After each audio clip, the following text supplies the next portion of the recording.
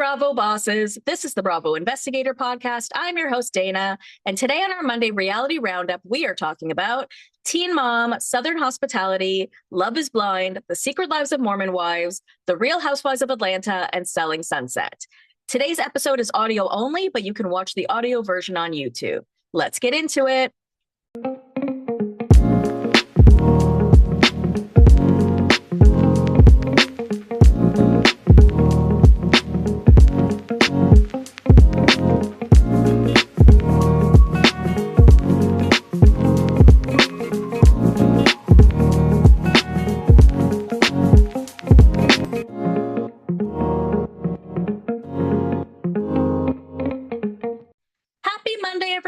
I hope everyone had a great weekend. It has been crazy snowing here in Toronto. My dog would not even go outside. She is so dramatic and such a diva like that. And it's like, it's just snow, sweetie. But yeah, she absolutely will not go outside in the snow. So we have been hanging out inside. That being said, I'm actually recording this on Sunday morning-ish. So tonight, Sunday night, I'm going to be going to dinner with my dad, his new girlfriend, and my sister and her boyfriend. So I'm excited for my dad. He and my mom have been divorced for like a year and a half or something, and he's been on so many dates, and none of them have worked out. He kept saying that he was getting all of these Dear Bill texts, which are almost like, a Dear John, if you think about it. And yeah, he finally found someone. He's so happy. So I'm excited for him and I'm excited to meet her. I'm a little anxious, not because of who it is, but just, I don't know, meeting new people can sometimes be difficult for me because I do spend a lot of time by myself. And so I get kind of in my head about like, what am I going to talk to her about? What am I going to ask her? And I start like getting kind of in my head about it. And in all fairness, so did my sister. She was like, what are we going to talk about? And I'm like, ugh, let's not worry about it. I'm sure they'll ask us questions and we have the dinner in front of us and we'll have all of that. But all of that being said, I guess I just feel a little nervous about just meeting a new person that is so important to my dad. But regardless, I'm excited for him and excited to meet her. And I'm excited for the week coming up just because there's lots of great TV on, right? And there's nothing that I love more than a lot of great TV. I do want you guys to let me know if you want me to cover The Secret Lives of Mormon Wives. So I just finished watching over the weekend season 4. Usually I cover it. Usually I do one big episode talking all my thoughts and feels. I didn't love this season. I thought it was kind of meh and kind of like a lot of childish drama that I just didn't really care about, but there were some interesting plot points. So you guys let me know if you want me to cover it. It's funny because I was like excited for Love is Blind to end so that there would be a little less stuff to cover, but there's always lots to cover. There's always lots to do. Just so you guys know as well, I am on Little Miss Recap today covering 90 Day Fiancé before the 90 days. So that's a fun one. And if you didn't catch my Love is Blind reunion recap with Madison Maidenberg from the Denver season 9. Go back and listen to that. That was on Friday. And also on Saturday, I got you guys a recap of Southern Charm. I'll do the Real Housewives of Beverly Hills next week. Maybe I'll just double up the episodes. I just didn't end up having time.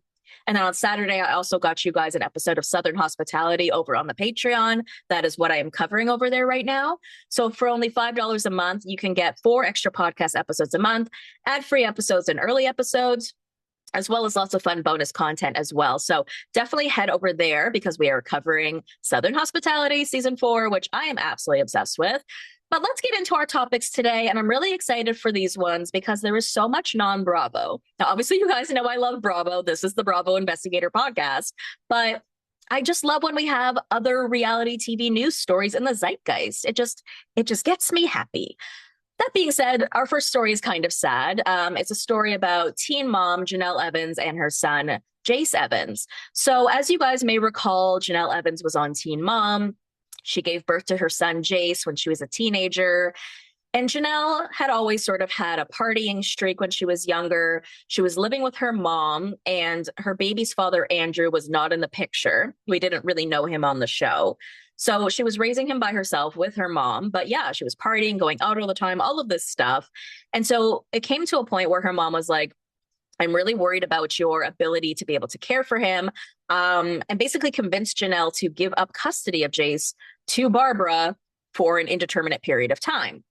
Now, Jenelle ended up growing up, dating other people, having other children, and stuff like that. But all during that time, Barbara continued to have custody of Jayce, which obviously caused a lot of contention between Jenelle and Barbara because that was her son and she wanted her son back. So, how could you ever really have a real, true relationship with your mom when she is still holding custody of her son?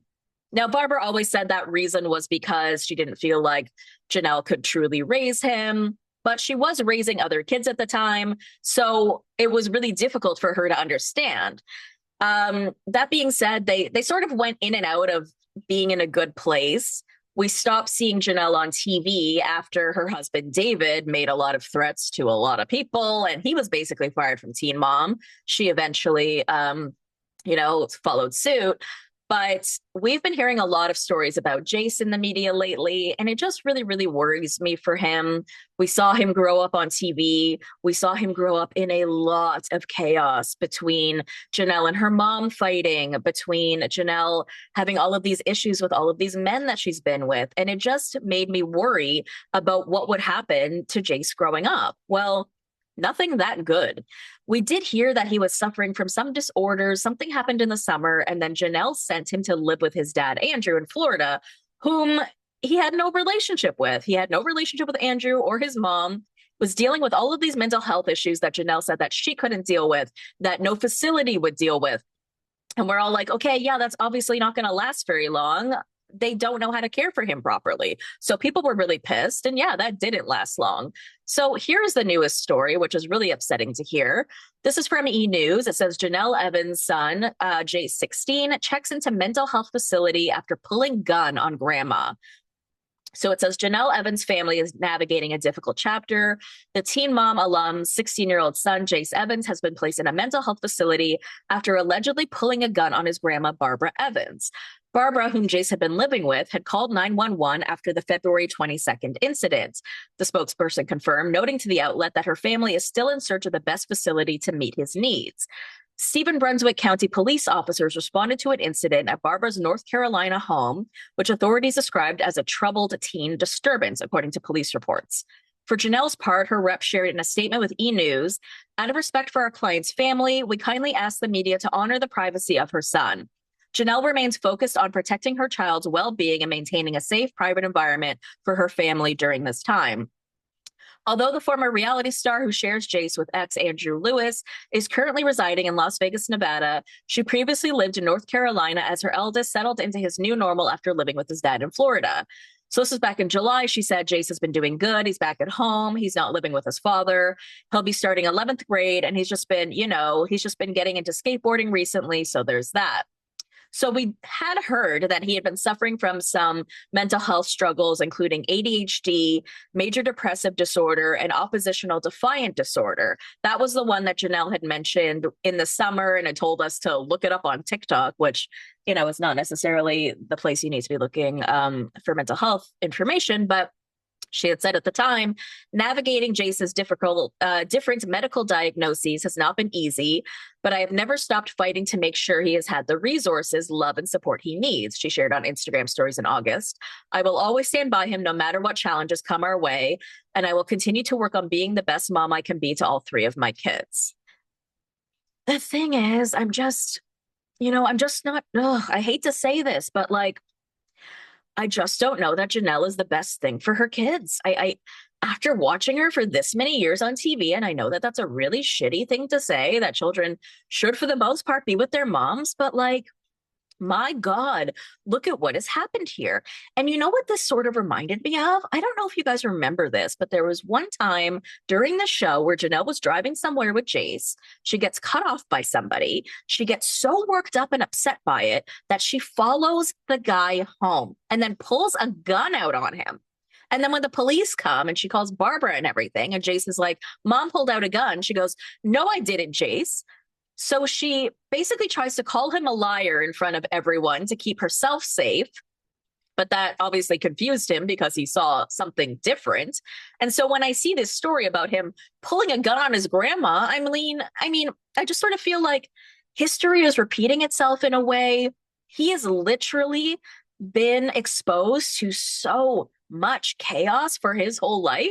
And so can we truly be surprised that Jace has turned out this way? That being said, it just makes me feel absolutely devastated and sad because as much as this shouldn't be shocking, we have also been watching this kid for so many years. And I just wish maybe someone had stepped in and done something, but what can you have done, right? Like, what can you really have done? You can't take this kid away from Jenelle. He was in the custody of Barbara for quite some time, right? It was just such a horrible situation to watch on TV. And while there for entertainment value, we're literally like watching, what do you even want to call it? Like watching a child grow up, learning of abuse, learning of trauma, learning of abandonment, learning all of these things that someone so young just shouldn't have to be privy to, I guess. And so him being only 16 years old and having so many problems already, I mean, it makes sense considering what he's been exposed to at his young of an age. So I really just do hope that the mental health facility that they have found him is a good one. I hope that whatever they end up sending him can really, really help him, because I feel like the ways that he's been shipped around have obviously not been helpful, from facility to his dad, to Vegas, to all of the different guys that Jenelle has lived with. I just feel like stability for him will hopefully be helpful. And I hope that he gets the help that he needs, because he's only 16 and he has so much life left to live. And I just so hope that the way that he has grown up just doesn't fuck him up for the whole rest of his life. Okay, let's move on to our second story, which is Southern hospitality. As I mentioned earlier to you guys, you know I love this show. It's one of my faves. But our dear beloved Grace Lilly has been arrested again. And when I say again, remember just a few months back, she was arrested for an alleged traffic violation, but the cops also found something in her car that said happy pills. Well, she ended up being arrested on a drug possession charge on Tuesday, March the 10th, so just last week. Online court records show that she was booked in Charleston County, South Carolina, and charged with possession of a controlled substance. According to South Carolina Judicial Branch, the charge is a misdemeanor offense in the state. She was bailed out on a personal recognizance bond set at $10,575. Her due date in court is May 1st for her initial appearance, and then her second one is set for August 21st. I mean, people have reached out to her for comment. She hasn't responded. But Grace Lilly, this isn't good. This isn't good. Like, I don't know what's going on with our Grace Lilly. I love seeing her on the show a lot in the first couple of seasons. Season 3, she wasn't working at Republic anymore, so she wasn't really around a lot.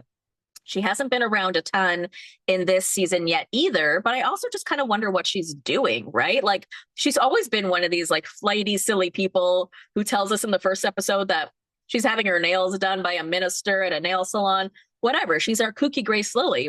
She can be kooky as long as she's being safe, right? And, you know, I'm worried about her in the same way that I'm worried about Jayce Evans. Like, what's going on here, Grace Lilly, that you keep getting arrested and bad things keep happening to you? So I just hope that she hasn't gone down the path of some celebrities who get a little bit of fame, decide to just kind of go off the deep end, pull a Lindsay Lohan and, you know, kind of go crazy.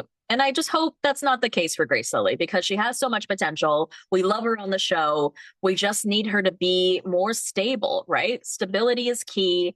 We need that for our Grace Lilly. Okay, let's move on to Love is Blind. As you know, we just finished our season 10. I think it was a pretty good season. Just a reminder again that I did the reunion last Friday with Madison Maidenberg and got all of her amazing thoughts. But typically after the show ends, we do get a series of interviews, the Viall Files, etc. So we are going to go through some of those interviews that have been done since the end of the season. I did discuss some of these points, just kind of very high level when I discussed the reunion with Madison, but we'll go into these interviews in a lot more detail. So Jordan of Jordan and Amber was on 80's podcast, What's the Reality? And he talked about how he got on the show. He said that his friend had actually interviewed for the show, and then the friend recommended him, and that's sort of how it happened. He talks about the fight where Jordan was talking to the guys about his fears about marrying someone with a kid. Remember that fight where Amber like takes off? It was at like the Pod Squad event. And he was really upset because he wanted to talk to her about it. He says that she did not come back for 2 days and production had to make her come back. So that's kind of a big deal. I mean, you're in this expedited process, fights happen, and you need to be able to work through those things. So I do completely understand how he would have felt so alone and out of sorts if she hadn't been around for 2 whole days. That's kind of nuts. So he felt like stuff from her exes kind of kept coming up, and he felt like he was on the receiving end of that. We didn't get a ton of like explanation in that regard. This is something that he definitely said in the reunion as well, but I feel like, was she yelling at you? Like, in what way was she talking to you that made you feel like she was projecting other relationships onto you? I'm just very curious about that. He talked about meeting Amber's daughter, Emma, for the first time and how she was a bit reserved initially, but it was great. It was also his first time being in that role for a little girl, so he wasn't even really sure what that would look like.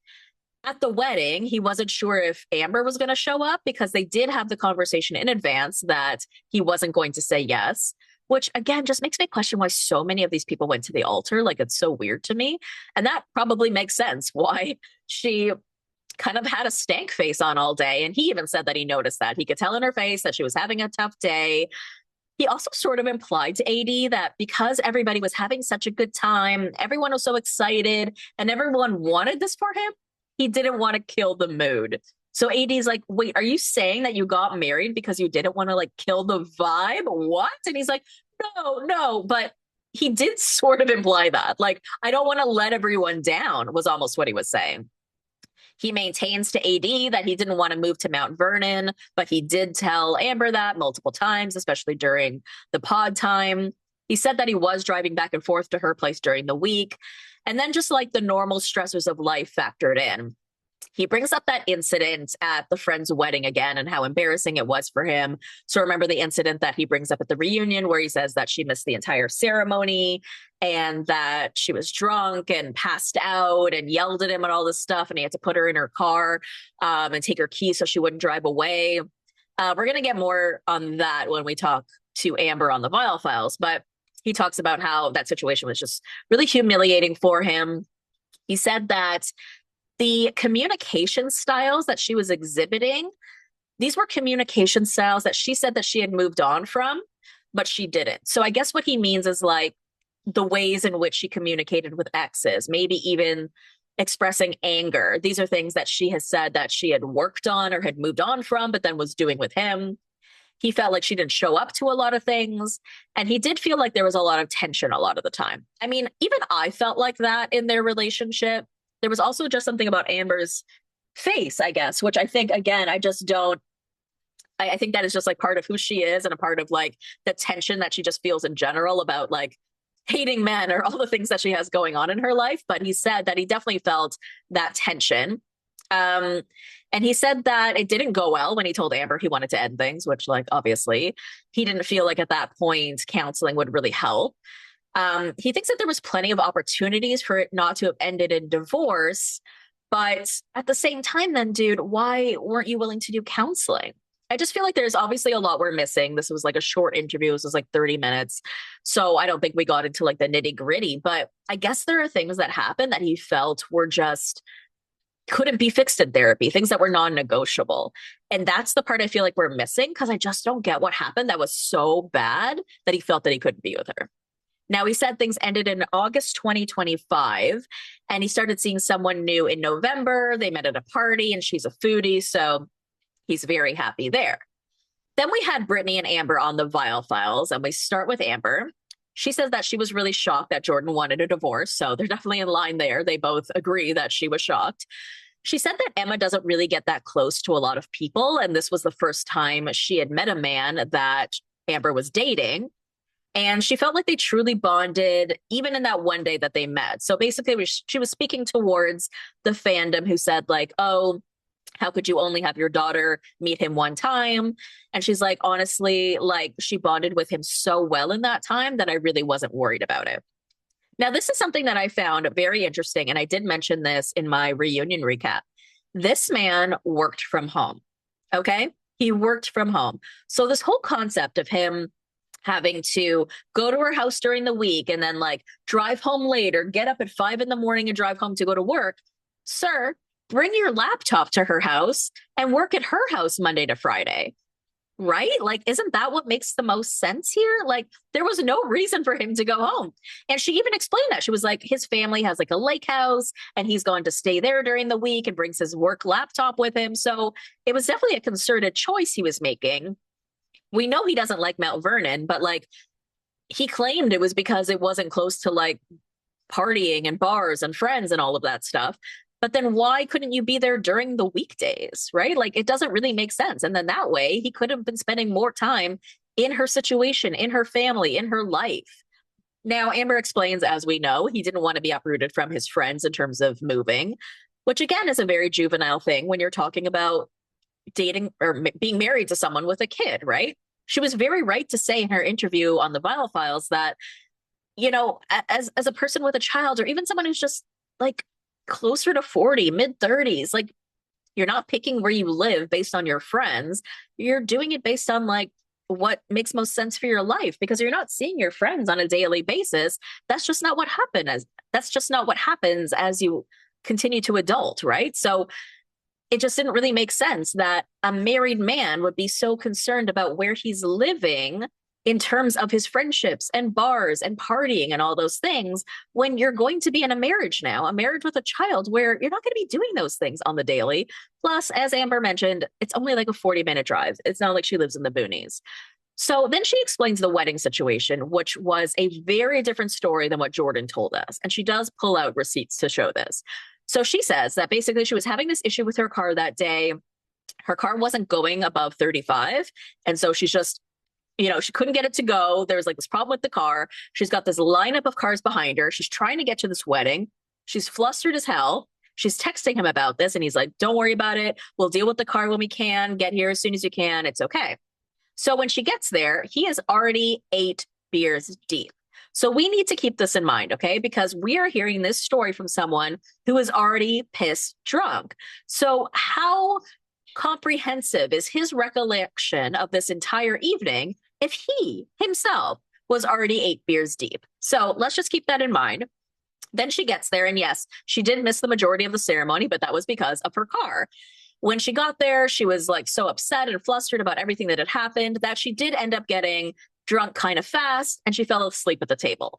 She said that she said all these terrible things to him. She doesn't remember that whatsoever. And again, he was 8 beers deep. She said the worst thing that she did that night was kind of fall asleep at 10 o'clock at the table, which she feels like, given the extent of the day, makes a lot of sense. He then put her in her car and took her keys and went back to party with his friends. Nick Viall could not believe this. He was like, wait a minute, he just like left you in a car like a dog, and we don't even do that to dogs, right? Like, what the fuck is happening here? That is absolutely bizarre. His explanation was like, oh, I didn't want her to drive drunk, and that's what she was going to do. She says that she had no intention of driving home drunk, but it is very weird that he like left her in her car and went back to party with the friends. Like, I know that you were in this wedding, but it's like 11 o'clock by now. At some point, like, take care of your wife. Now, it's funny that I actually had a similar situation happen in my family. My parents went to a wedding when they were still married, like many, many, many years ago.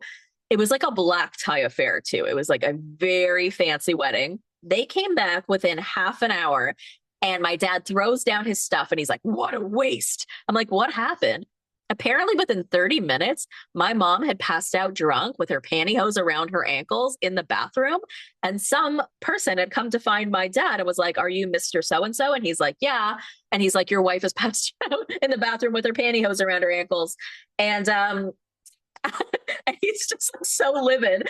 But like, he didn't divorce her over it, you know, unless he does think that she's a drunk. And it's like, there was a lot of conversation about that on the internet. And there was sort of a lot of conversations about that on the Viall Files.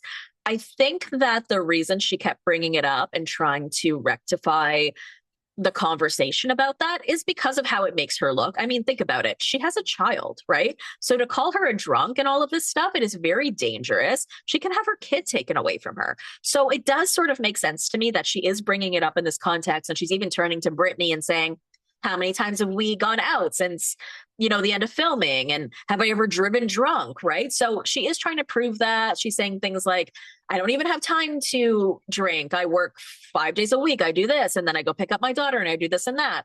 Now, she definitely has like a weird look about her.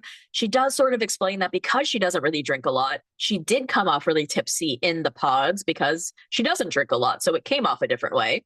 Now, I mean, I'm the same way. I never drink. So when I do, I throw up immediately. Does that mean I'm drunk as fuck? No, it means I had 2 drinks. It means I had 2 drinks. Every time I have anything more than 1 drink, I throw up. Does that mean I'm an alcoholic? No. But we are seeing sort of like these concentrated viewings of her. I don't know. I'm never gonna know. I don't even want to make a determination like that because who am I to say based on seeing a few snippets of a person, whether they're an alcoholic or not? All I care about is that she is a good mom to Emma and that she, is safe with her. And I just didn't like the idea of him implying that maybe there's something wrong because if he really truly did believe she was an alcoholic, then maybe he should have been more concerned about her daughter. But at the end of the day, he never even checked in on her daughter. He never said goodbye to her. They never really spoke again. Apparently they saw each other, Amber and Jordan, I mean, they saw each other once after they ended things and it was sort of fine. But then at the reunion, he was so stone cold and came after her with the whole wedding thing. And she didn't really know why he was doing that because the last time they saw each other, it seemed fine. And they haven't had any conversation since. So to me, it just feels like not even just for us, but for Amber, I feel like Jordan left out a lot. We definitely saw that with a lot of the guys this season, but I think he owed her more of a conversation than he was giving her. I think probably he also did owe her counseling because, again, you guys are getting married. This is a big deal. To only be married for 4 months, to call it quits, to go through a divorce and all of that, and you're not even going to try.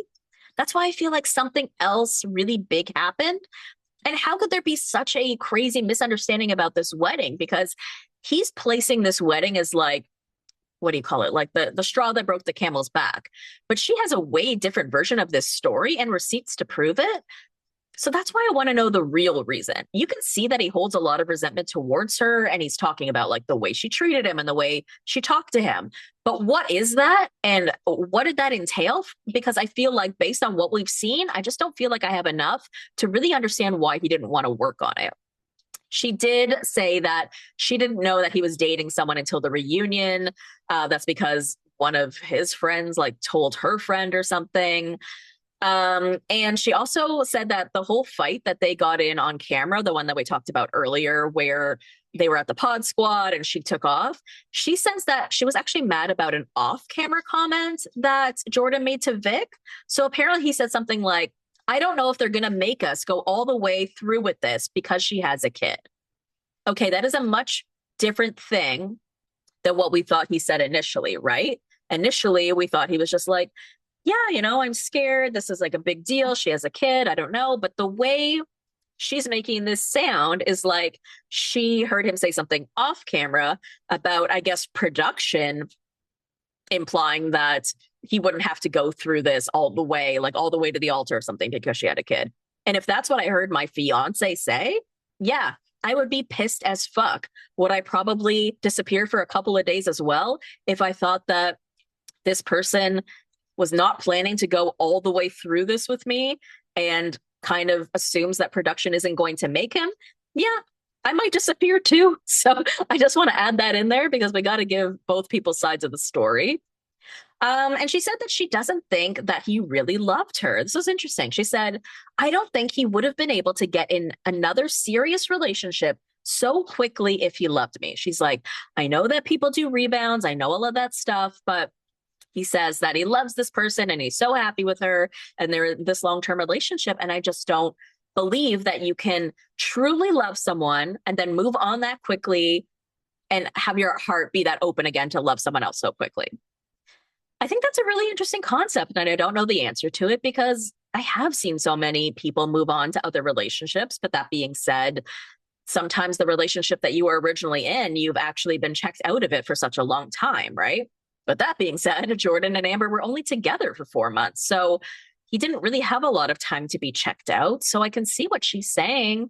And that also just makes me feel really sad for her to have had a wedding with someone who it didn't work out with and with someone who she feels didn't really love her at the end of the day. Like she feels like at the end of the day, he wasn't mature enough for this and that this is something that he himself has not even yet really realized. And she feels like that was really the real problem here. He just wasn't really ready for this. And then we talked to Brittany. She was also on the Viall Files with Amber. She said that the person that Devontae described himself to be in the pods was not the person that he was most of the time. Now, in fairness to her, and I assume she would say something like this, he was nice to her off camera. So he would like dangle these carrots and say things like, it's not always going to be like this. Stick with me, be with me. It's going to get better. And so, of course, she felt like, okay, like this is my fiance. And I think we've all been in that stage where at the beginning of a relationship, when things are so good, that we sort of trust that that's who the person is. And when they start to change and become different and start to pull away, we try to cling on to the memories that we had at the beginning of them being the good person that they were, the person that we fell for. And we're just like, if they could just get back to that person. And I bet that's how she was feeling a lot, because she was like, I met this guy in the pods. I fell in love with him. I was so happy for him. But then things did change. His grandfather died. He got a new fiance. He was starting a new job. And so she was really trying to be understanding to all of the major changes in his life while kind of giving up her own needs. But then hearing the way that he spoke about her after like them ending, well, not ending things, but after him saying like, let's not go through with the wedding right now, hearing the way he spoke about her, calling her a shadow, like that really, really hurt her because she felt like this guy is telling me we're good and I like you. But then on the back end, he's being honest with producers. And it's also really funny that he says that he has such a hard time being honest with people because he doesn't seem to have such a hard time being honest with producers. And that's going to be on TV, sir. So I really just do not feel bad for this guy whatsoever. Now, this is wild. Devontae apparently told Brittany that his love language was physical touch. Isn't that wild? Because you would think, looking at this guy, that he hates physical touch, right? Maybe he just doesn't like the physical touch of Black women because he doesn't like people of color. But it's just wild that he told her that his love language was physical touch because she was like, great, so is mine. And so she was surprised when she felt like he didn't want to like be around her and touch her and that kind of thing. And he did say to her, well, you know, when I'm going through a lot, I don't want to be touched. So she's like, okay. And again, just really trying to compromise and give him what he needed. She did say that she was surprised to hear that he's never dated a woman of color, and says basically that if they had seen each other outside in the real world, he would have never been into her because she's Black. Now, this is something that I kind of wish that they had brought up at the reunion. I think they did a really good job at the reunion of talking about a lot of the key points that we as the audience wanted to know about. But that was one of the ones I was sort of interested in because it is weird, right? And I sort of want to hear him kind of speak to it. I mean, again, like Brittany said, even in this interview, everyone has their own taste, but it is weird to go on a show called Love is Blind when you are so incredibly specific about what you are looking for. She clarified that they were still together for 3 weeks after filming. After that fake work trip he went on, where he actually went to a concert with some of the other girls from the show, he basically told her that he can't show up for himself or for her, and that he doesn't know what their future holds. And so she walked away from that conversation being like, was that a breakup? Because he didn't actually say the words. He said, I don't know what our future holds. So she ends up texting him to clarify. And he's like, yeah, that was me ending the engagement. So, okay, she's like, fine. So she ends up having a theory about why he lied about the work trip, because we've heard from everybody on this trip, nothing happened. It was weird that he went, but it was just, you know, our bro Devo, we're all friends with each other and it wasn't a big deal. She thinks that he lied about the work trip because he wanted to spend time with Ashley, because apparently Ashley was somebody that he connected with in the pods. Ashley is obviously his type physically. So Brittany feels like that's what he was trying to do. So that's kind of interesting, because why else would he lie about the work trip? Which again makes no sense, because if you're going to go on a trip with people that Brittany knows, you know, she's going to end up finding out about it. And like, honestly, I'm surprised it took her so long to find out about it, to be quite frank. Like, it just doesn't make sense to lie when the other person is going to find out what you were saying. Like, it's kind of wild to me. This guy is not a pro when it comes to lying. He does it a lot, but he's got to work on it, I guess, because he's just not very good at it. So she says that 2 days before the wedding, he told her he wasn't ready to get married. And she said, well, okay, if we aren't saying yes, I don't want to do the wedding, which is totally fair. Like to have to go walk down the aisle, put on your dress and all of that. And like I said, it doesn't really feel like this season they were really pushed to go all the way to the altar no matter what. The conversation that they had on the couch, now, she didn't feel like that was a breakup conversation because they did their exit interviews before, she said. Then they did the couch conversation. Then they talked on the phone for an hour after that conversation as he drove home to Cleveland. So I had a feeling there was a lot more that production was maybe cutting out to make her look more Delulu than she was. I had a feeling that he was telling her things were all good and gravy, but then telling producers and anybody else who will listen that he is just not into this girl. I think it was super unfair how long he held this on for. He should have broken up with her way earlier. And I just don't really like the excuse that, like, you're afraid to have these conversations with people. Like that thing that he admitted last week in his exit interview, confessional to producers, where he was like, oh, you know, usually I'm the kind of person who would have dragged this out and would have ended up getting married and then would have had to figure out how to get a divorce one day. And it's like, what? Devontae, sir, be a grown-ass man and end your relationship. What? This is obviously somebody who loves being engaged. He's been engaged like 3 times. Brittany said he's had 3 serious girlfriends since ending this experiment and now has knocked up one of them. So I don't think this man knows what he wants. And it just really sucks for the women who ended up meeting these guys in the pods who were just like nowhere near ready for marriage. Okay. Breezy, she was on Off the Vine podcast with Caitlin Bristow. And as I mentioned on my reunion episode with Madison, I really feel like this girl got a bad edit. Like at the beginning, I really was with everybody on this. I felt like this girl was trying to create drama, the way that she was acting in Mexico, trying to like, you know, why aren't we getting into issues with our exes? Why aren't we having conversations more so with our exes? These are people that we bonded with in the pods. There's got to be these conversations. And I sort of felt like she was playing it up for TV. Then we saw her relationship with Connor, where it sort of felt like he gave her the ick in some way, even though he seemed like a completely nice guy.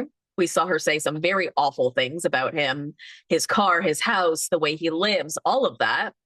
And then we see them have this scene where basically she says she's not ready to get married. She doesn't know if she'll ever marry him and that she's not the best version of herself. We were very confused by that scene because we were like, is this a breakup? Like, are they still together?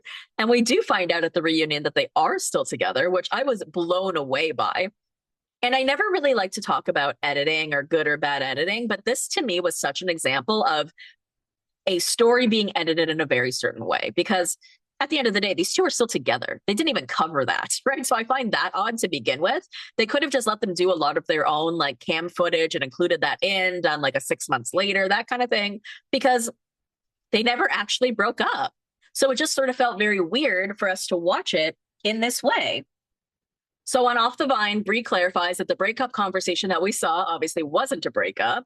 And she says that she stands by that conversation because she said that basically she would talk to Connor about everything, all of her feelings, even when she was being brutally honest. Then she also says that the conversation that we saw was actually a week after they said they weren't getting married, which I don't think makes her sound better, which is what I think she's trying to do with this, because that conversation seemed very spur of the moment and seemed very she said the kind of things that you don't really say out loud, right? So it really seemed to me that it was a more of a spur of the moment conversation.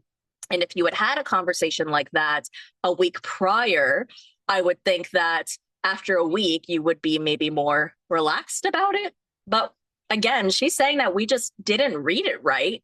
Or maybe it was just edited weird, because she said that after that conversation, they were actually happy.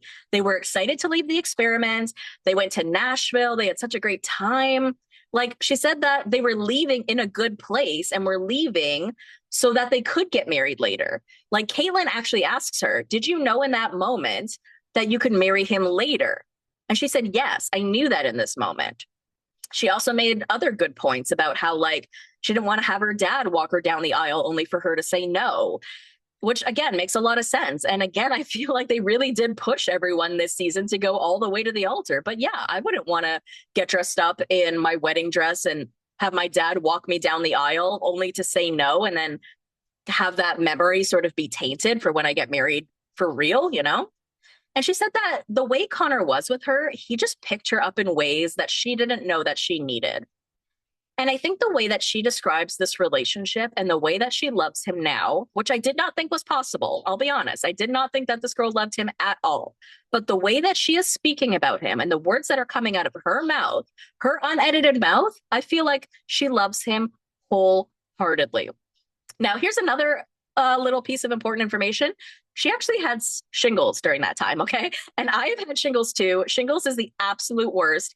I cannot imagine having shingles, having a new fiance, trying to decide if we're getting married in a few days, trying to make the biggest decisions of your life when you feel like shit, okay? So I kind of feel for her on that end, for sure. And then with the whole Devontae of it all, she said that she didn't find out until they were on stage at the reunion that Devontae told Brittany that he was going on a work trip. She did not know about the whole work trip thing of it all, which again was so weird for him to say because obviously Brittany's going to find out. She also says that she has spent time with Brittany since. So she feels like if Brittany had an issue with this or had an issue with her, why did she wait until the reunion to bring it up? Because if we are talking about the concept of girls and what that means in terms of being there for your girls, then why did she want to humiliate her on TV? And why didn't she just speak to her about it at all the opportunities that they've had to speak about it to date? I think that's fair. I do think that's fair. If you guys have been spending time together and acting like friends, and this is something that Brittany has been upset about, I do think it's fair for Bri to say, hey, why didn't you bring this up sooner? If I've done something to bother you, I want to course correct. And she feels like she did that with Jess. She says that once she saw the way that she acted with Chris on screen, she was like, oh my God, I wish I had showed up differently for Jess. And she called her and told her that, which is also something that we didn't see, right? So when we talk about the concept of girls, we are also being presented a certain narrative throughout this season or throughout the reunion that we're maybe not getting all of the context to. That being said, I still find it absolutely odd that any of these women went out with Devontae on a trip. I mean, like, wouldn't you still, like, even if you guys are all friends, you wouldn't still ask your girl, like, hey, is it okay if we go on a trip with your ex-fiance? Like, would that bother you? Like, you would still think that that would be something that they would ask her, or that she would have found out immediately. Like, I can't believe it was actually months until she found out. So that was wild. Then we have Alex on the Viall Files. This was actually a really brief interview, and I did talk about it a little bit when I did the reunion episode. But one thing I just want to say about the Viall Files in general, and especially this interview, right before this interview, Nick and his gaggle of kids or whatever, those people that are there that help him do this show, they're all talking shit about Alex. Then they have Alex on. Then right after he leaves, they continue to talk shit about Alex. How on God's green earth is he able to get these kinds of interviews while talking shit about the person? Because I have to tell you guys, as a podcaster, this is a battle that we have to deal with constantly. Do we want to talk shit online and say whatever we want to say? Or do we want to be able to interview the celebs, right? You can't do both. You can't talk shit about them and then expect them to come on your podcast, unless you are Nick Viall. He seems to be the only one who has been given this privilege, which again is wild to me, because I know that a lot of this press is set up for these people, but do they have to go on these shows? Like, if I were Alex, and assuming that Alex knows how much shit Nick Viall has been talking about him, and as much as he may know that Nick isn't going to be kind to him on the show, can he say no? Right? I know we've had people say no to the Viall Files before, but it just seems odd to me that people would want to go on this show for many reasons. But one of the reasons being, he hasn't been nice about you, right? Like, I'm not going to go on a show where someone has been talking shit about me unless they're going to let me clear the air, right? It just feels weird that he is able to get these kinds of opportunities that the rest of us would never, ever be able to get if we were talking this kind of shit. So I just want to point that out as, a problem. But anyways, so Alex says that what he has learned from the show is that he has a complicated storyline, which is a weird thing to say. What he means is timeline. He means like his history in terms of I lived here and then I lived here and because I'm a nomad, this and that. But he's calling it a storyline, which worries me in terms of him thinking that he's going to continue to be on television, because I pray to God not. He says that he treated Love is Blind as an experiment. So he knew, yes, he was the type of person that had a specific vision in mind for what he likes in women, but he thought maybe this could be an experiment for me to see if I could fall in love with someone's emotions and not just the physical. And so Nick and Natalie were kind of like, and then what? You were going to like break up with the person? He's like, no, I wanted to see if I could really do it. And if I could, then I would get married. It's like, all right, man, I mean, we found out that they found you on LinkedIn. We're pretty sure you came on this show because you were homeless and you needed some pods to sleep in the meantime, and then maybe a wife to sleep at her house. Like that's pretty much what happened here. And we all believe that. Nick asks him about that whole birthday thing sorry, not birthday thing, the anniversary thing, where he said his grandparents had been married for like 60 years, but then also said that they had his dad at like 14 or something like that. That whole timeline didn't really make sense, which he had said, oh, that's what my aunts had told me. Now, was his explanation for it, which was, not what I expected him to say. He said, he is still learning birthdays and ages because he grew up in Christian Science where they didn't celebrate birthdays. What? Okay. What? What does that have to do with what your aunt told you in terms of how long your grandparents were married? Okay, I don't know. This was a very weird explanation for this. And I honestly, it didn't even throw me, to be quite honest, when he was off with those numbers. Because yeah, you do hear a lot of stories from your family growing up. Like, it took me 40 years to walk to school every day.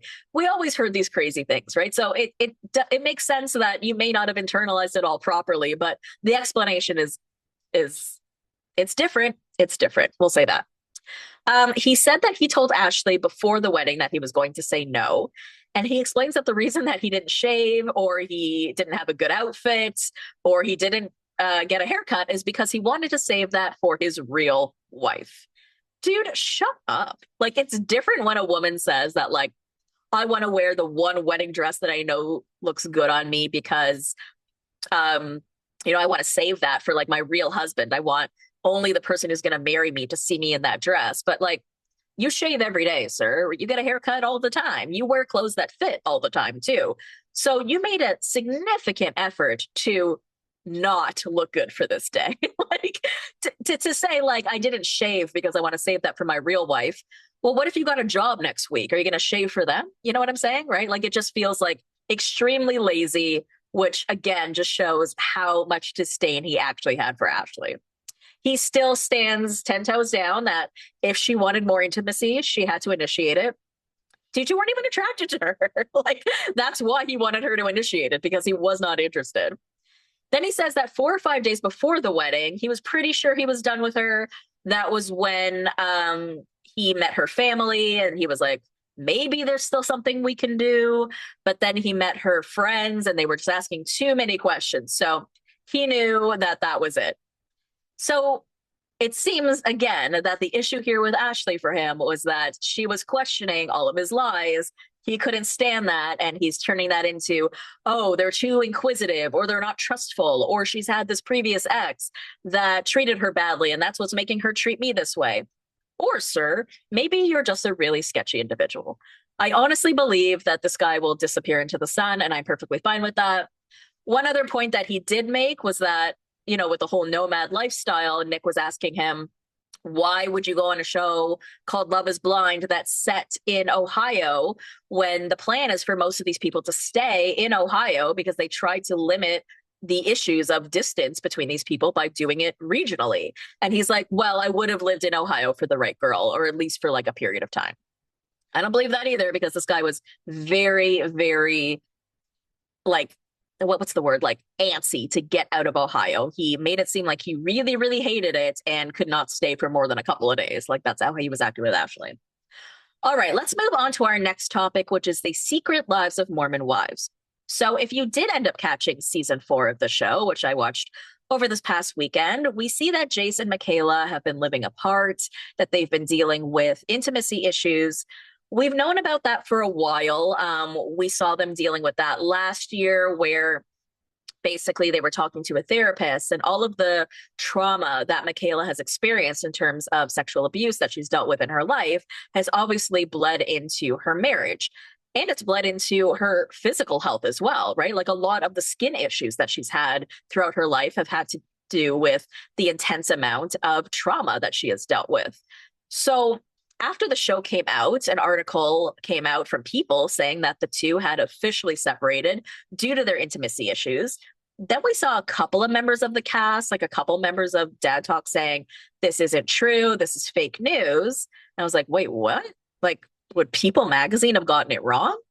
Then Makayla Matthews herself came out and said, no one knows what's going on except Jace and I. So much content is missing from our show, and that was supposed to be on the show, that I will hopefully talk about soon when I can gather my thoughts. I'm going through a lot. He is going through a lot. I wonder what that means. I mean, watching the show makes it seem like there is no context missing. It seems like this really comes down to what we're talking about. A lot of people are very critical of him because if you think about the fact that he met her when she was a minor, she had ran away from home. She was having a contentious issue with her family. She had already been sexually abused by several different people and was not believed by her mother. Then she meets this guy who's 21 years old. She's either 15 or 16, okay? Regardless, a child gets pregnant by him like immediately. And, you know, they get married and everything, but like, and it's beautiful that they have 3 kids and this beautiful family. But when you look at how they started, it's extremely inappropriate, right? Especially for a girl who had already been dealing with so much trauma when it comes to sexual abuse. I feel like this girl has years and years and years of therapy to do to kind of get herself to even just like a normal place. And I just don't think that's something that he can ever really understand. Now, I know in Jace's mind, he feels like she needs to start doing that work so that eventually she will get to that good place. For Makayla, she's afraid to start doing that work because she's afraid to open those wounds again and be thinking about those feelings and to be having those triggers and to be opening all of that, right? Like that's absolutely terrifying. Does she want to do that for her husband?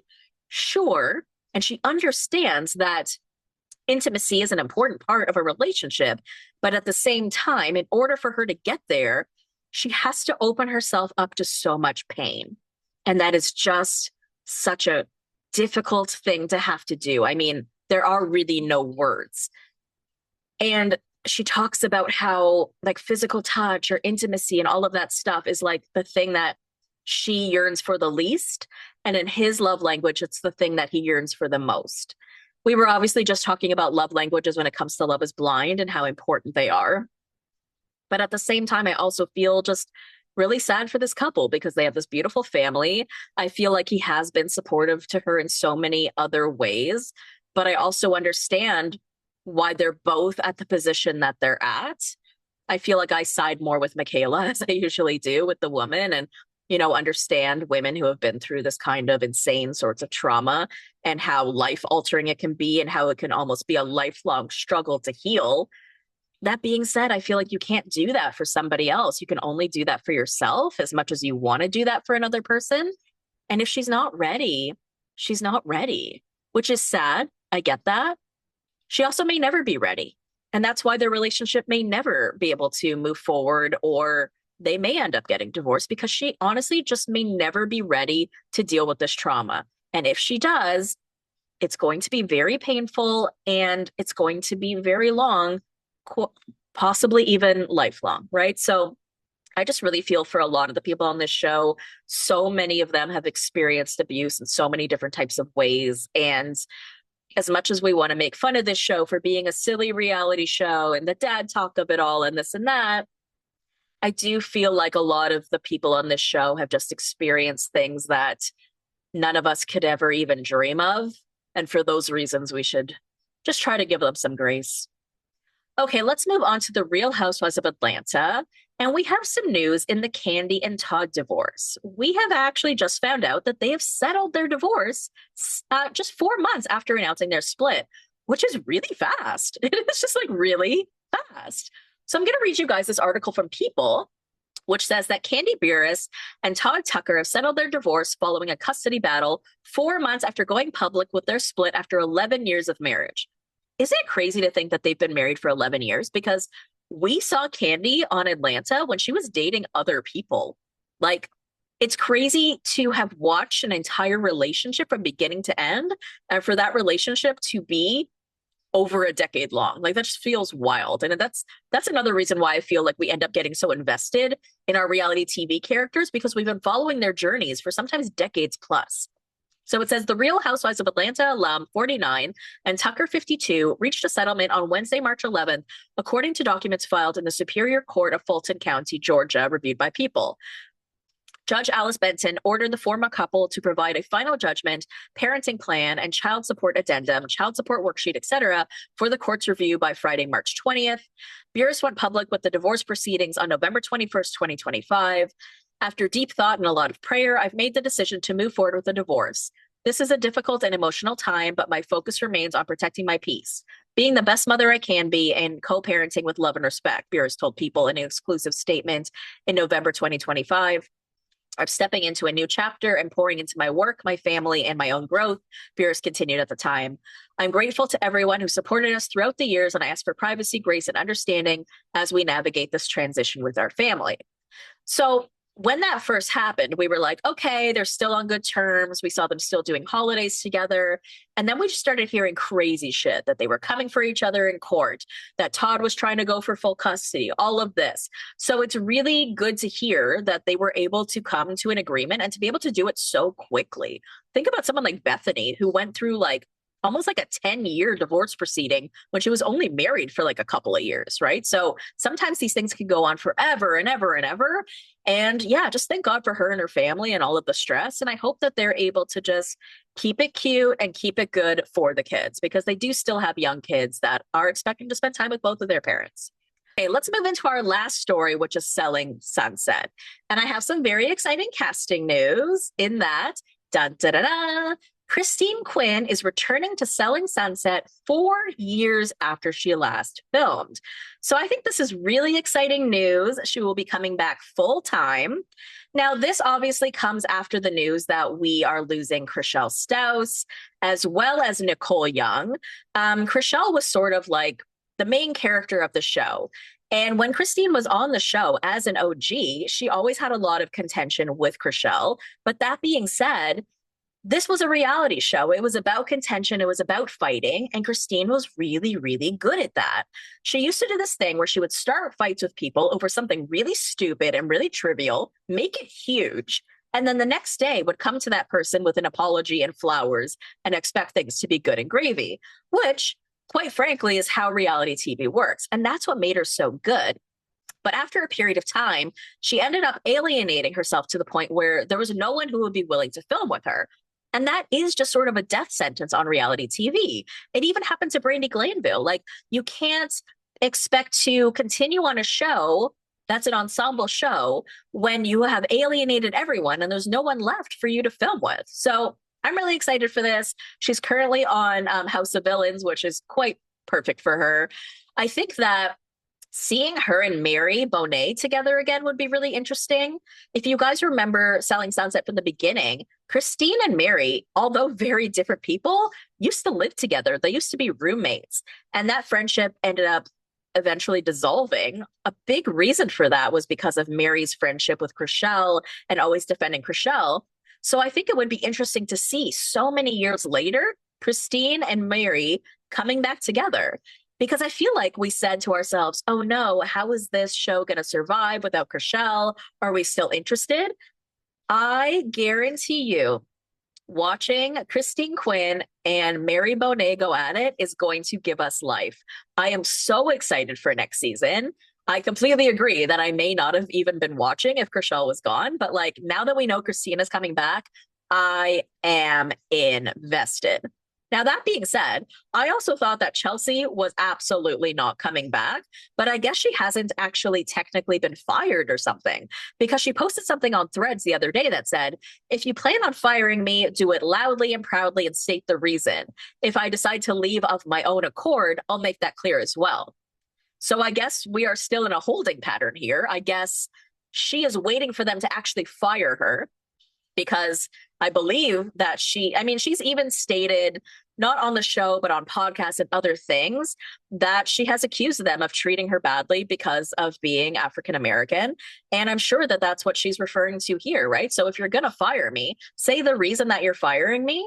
But if not, I'll make it clear, I'll make it clear as well. So I don't know when exactly this is going to happen. I don't know if casting is fully even done for the next season, but I do think that we'll be hearing something about Chelsea soon. Again, I don't think she's coming back. I think that that's pretty clear, but whether like the parameters of it, whether she's fully quitting on her own or whether they actually fired her and they're going to like say that for the record, who really knows? But I'm excited to hear the rest. But anyways, I hope you guys enjoyed the episode. That is the end for today. You can follow me on TikTok, Instagram, and Threads at The Bravo Investigator. Join the Patreon at patreon.com/The Bravo Investigator Podcast. Subscribe to the YouTube channel and join the Facebook group. And I love you, BBs. I will see you next time.